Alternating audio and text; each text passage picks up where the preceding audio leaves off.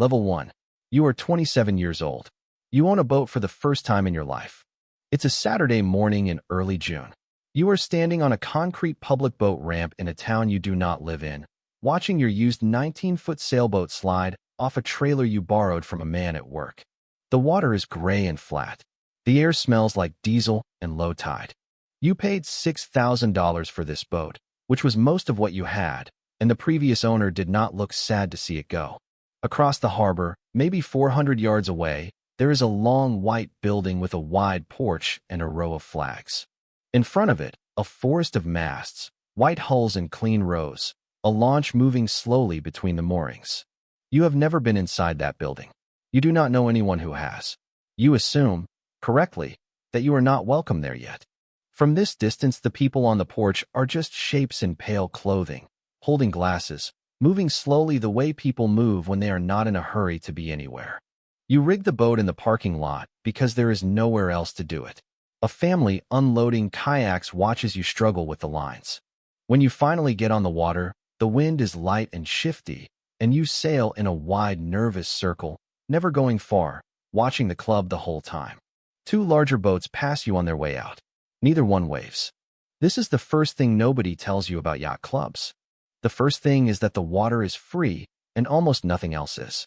Anyone can buy a cheap boat and launch it from a public ramp. The ocean does not check your membership. But the moorings, the slips, the launch service, the bar with the porch, the people who will teach you and vouch for you, all of that sits behind a line you cannot see from the parking lot. The boat gets you onto the water. It does not get you into the world that the water organizes itself around. There is a whole society out there on the same gray water, and you can see all of it, and you are in none of it. You spend the whole day out there and come back sunburned and happy and slightly humiliated. You load the boat back onto the borrowed trailer alone. The verb at level 1 is arrive. You arrive at the water with the smallest possible claim to it, a hull and a sail and a borrowed trailer.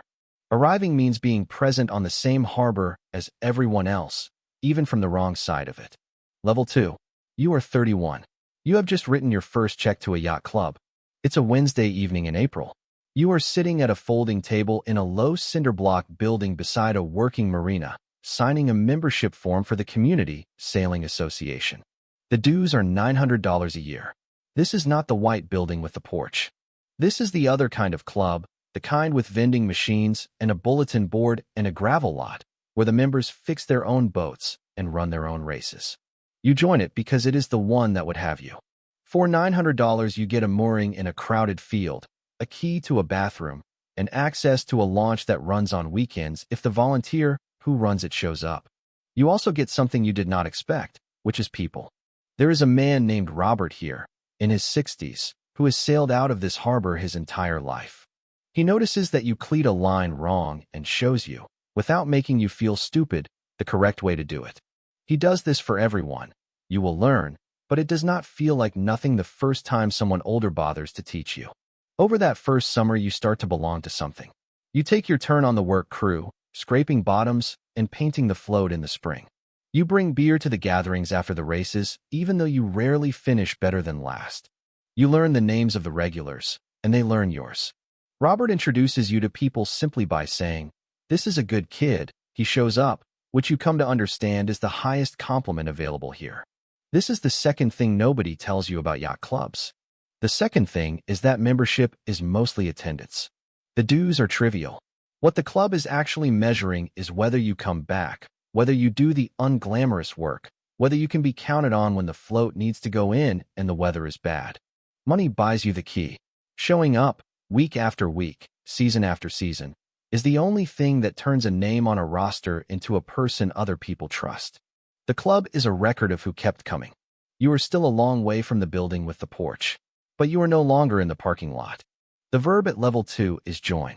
You join the most accessible club that exists, and you discover that joining is not a transaction, but a habit. Joining means returning again and again until your presence stops being noticed and starts being expected. Level 3. You are 36. You are being sponsored for membership in a private yacht club. It's a Friday evening in October. You are wearing a jacket for the first time in months, sitting in a paneled room across from 3 members of an admissions committee, while Robert, Who proposed you? Waits in the bar pretending not to be nervous on your behalf. This club is the White Building, or one very much like it. The initiation fee is $28,000. The annual dues run well into the thousands. You can afford it now, barely, because the years since your first cheap boat have gone well for you. You did not apply to this club. You cannot apply to this club. Someone has to propose you, and others have to second you. You have to be known, over years, by enough of the right people that the committee feels comfortable. Robert spent 3 seasons quietly introducing you to members at other regattas before he ever said the word membership. You only realize later that the entire thing was deliberate, that the casual dinners and the crew invitations were a slow process of being vetted. Nobody ever told you that you were being evaluated. That is the point. By the time the question of membership is raised out loud, it has already been answered in a dozen quiet conversations you were never part of. Inside, the club is quieter and older than you expected. There are photographs on the walls going back 100 years. There is a launch that actually comes when you call it. There is a man named Daniel, near your age, who sails the same class you do and who, over the next few years, becomes both your closest friend on the water and your fiercest rival on it. The racing here is serious. The dinners afterward are more serious still. This is the third thing nobody tells you about yacht clubs. The third thing is that you cannot buy your way directly into the rooms that matter. You can buy a bigger boat than anyone in the club. It will not get you proposed. The membership runs on a currency that money cannot mint, which is trust accumulated slowly through people who already belong. The initiation fee is almost a formality. The real price was the years Robert spent vouching for you, and the years before that when you were just the kid who showed up. You paid that price without knowing you were paying it. The verb at level 3 is earn. You earn your way through a door that has no public handle, carried by people who decided you were worth carrying. Earning here means being chosen, and being chosen means having been watched. Level 4. You are 42. You have just taken delivery of a boat that cost more than your first house. It's a Sunday afternoon in May. The light off the water is hard and bright. You are standing on the deck of a new 42-foot racing sailboat for $150,000 of carbon and teak that you ordered 11 months ago and have thought about every day since. Daniel is on the dock with a bottle of something, grinning, already calculating how to beat you. The club launch driver, a college kid named Michael, helps you bring her onto the mooring that is now, after a long wait, actually yours. This is the level where the money becomes visible. A serious boat, professionally maintained, with sails replaced every season and a fresh bottom every spring, costs as much each year as some people earn. You hire a part-time captain to help deliver her to distant regattas. You travel to race. You fly to Newport in the summer and to Florida in the winter, and you start to recognize the same 100 faces at events up and down the coast. You also commit, fully, in a way you had not before. Racing at this level is not a hobby you fit around your life. It reorganizes your life around it. You plan vacations around regattas. You read about weather systems for fun. The night before a big race, you cannot sleep. When you win your first serious trophy, a heavy silver thing with names on it going back to before your grandfather was born, you understand that you are now genuinely inside the sport, not standing next to it. The names engraved on that cup are the same names on the photographs in the club, the same names on the committees, the same names that have been winning here longer than your family has owned a boat. Yours goes underneath them now. This is the fourth thing nobody tells you about yacht clubs. The fourth thing is that the boat is the cheap part. People outside assume the expense is the vessel. The vessel is a single payment. What costs you is everything the vessel commits you to: the captain, the travel, the sails, the time, the slow rearrangement of your entire calendar and attention around the racing season. The boat is the ticket. The life the boat demands is the actual price, and almost no one counts it before they buy. The verb at level 4 is commit. You commit not just money but your time and your attention, the two things that are genuinely scarce. Committing means letting the sport reorganize your life, and discovering you are glad to let it. Level 5. You are 49. You have just been asked to chair the race committee. It's a Tuesday evening in March.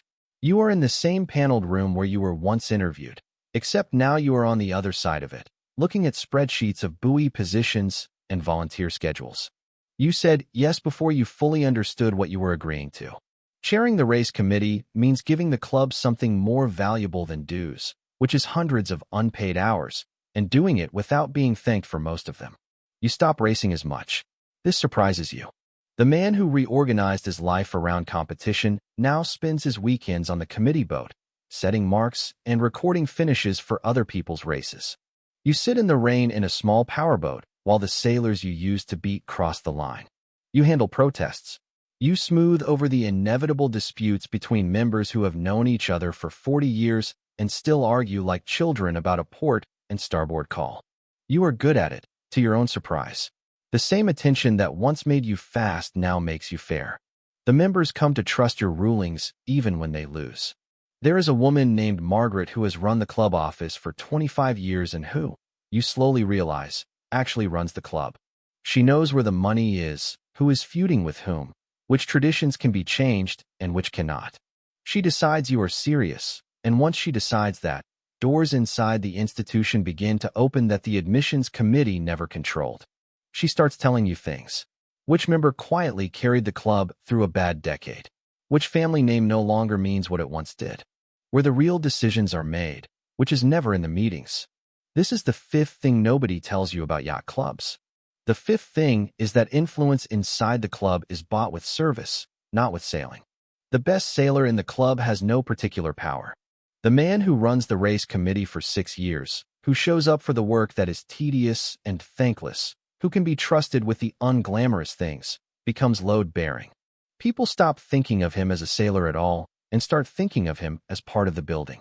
The institution remembers who carried it. Service is how members become officers, and almost no one chooses to pay it. The verb at level 5 is serve. You serve the club itself rather than your own results on the water. Serving means trading the pleasure of competing for the quieter power of being indispensable to the thing everyone else only enjoys. Level 6. You are 57. You are about to be elected Commodore. It's a Saturday evening in November. You are standing in the main room of the club in a blue blazer with gold buttons, and in a few minutes the membership will confirm what the nominating committee already decided, that you will lead this club for the next 2 years. There is a burgee with your title on it. There is a photograph of you that will hang on the wall with the others, going back more than a century, long after you are gone. Being Commodore is less glamorous and more demanding than it looks from below. You preside over meetings. You raise money for the new floats and the dredging the harbor needs.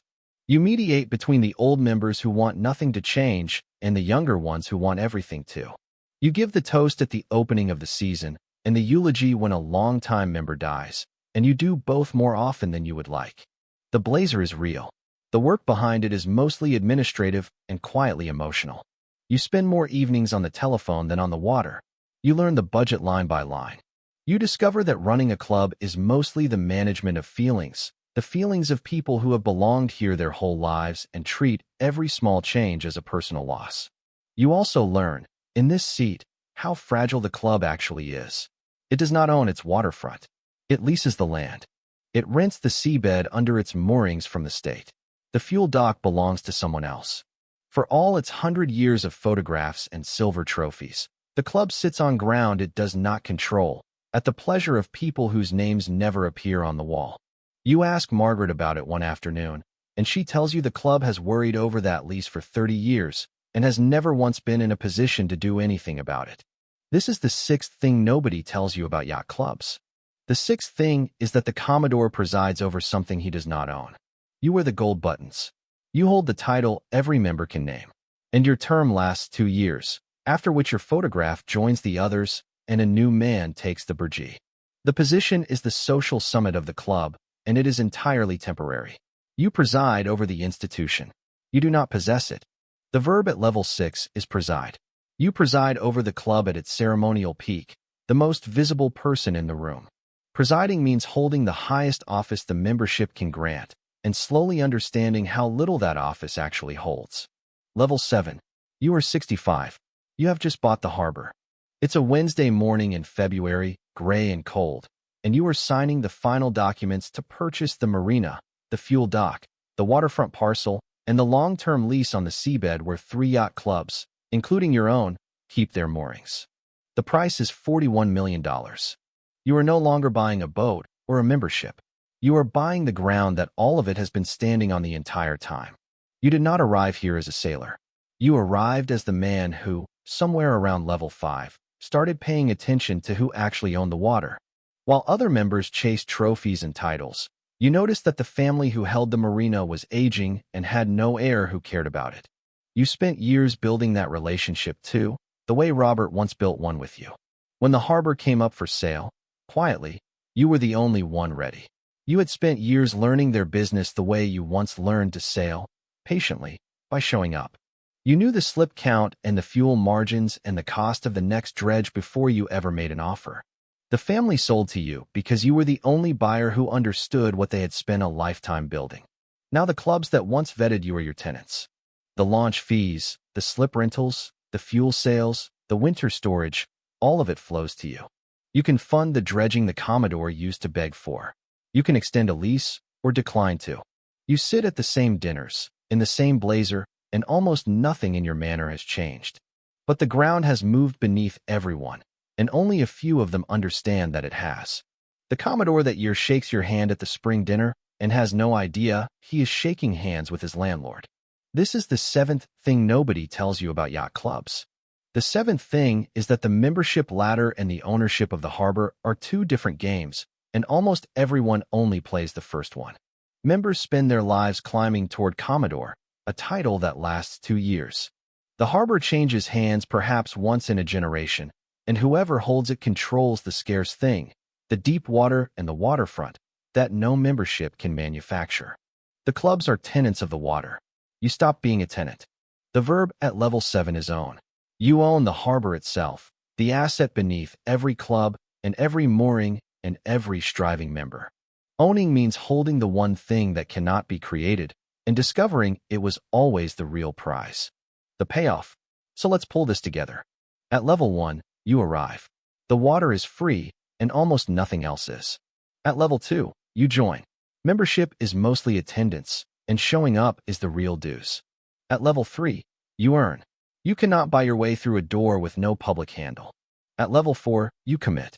The boat is cheap, and the life it demands is the actual price. At level 5, you serve. Influence is bought with thankless work, not with winning. At level 6, you preside. The Commodore holds a title he does not own, for 2 short years. At level 7, you own. The harbor changes hands once a generation, and whoever holds it holds everything. Here is the thing nobody on YouTube will tell you about yacht clubs. The entire visible game, the racing, the blazers, the climb toward Commodore, is a status contest played on top of an asset that almost none of the players own. For decades, the most respected people in the harbor competed for titles that expire, while the ground they stood on belonged to someone else, and could have belonged to any of them who looked down instead of up. That is the real lesson of the 7 levels. Membership is about belonging, earned slowly, in attendance and service, over a lifetime. Wealth, the kind that lasts, is about owning the scarce thing. The two are not the same, and confusing them keeps good men climbing a ladder when they could have bought the wall. If you are watching from the public boat ramp, with a cheap boat and no membership, the door is real and it does open. But it opens to people who show up for years, not people who simply pay. If you are watching from inside the club, with the blazer and the trophies, the message is harder. Look down. The thing everyone is competing for is not the thing that matters most. Somewhere right now, a 27-year-old is standing on a concrete public ramp, sliding a used boat into gray water, watching a white building with a porch across the harbor that he has never been inside. He thinks the building is the destination. He does not yet know that the building is a tenant, that the water itself, the thing he is launching into for free, is the only prize that never expires. The ladder has 7 levels. The hardest one is the first, because it is the only one you climb completely alone, with a borrowed trailer and nobody to vouch for you. If this video changed how you think about yacht clubs, hit subscribe. We have more videos like this on the channel, each one breaking down a different path that wealth takes through families, harbors, and the quiet decisions that outlast every title. See you in the next one.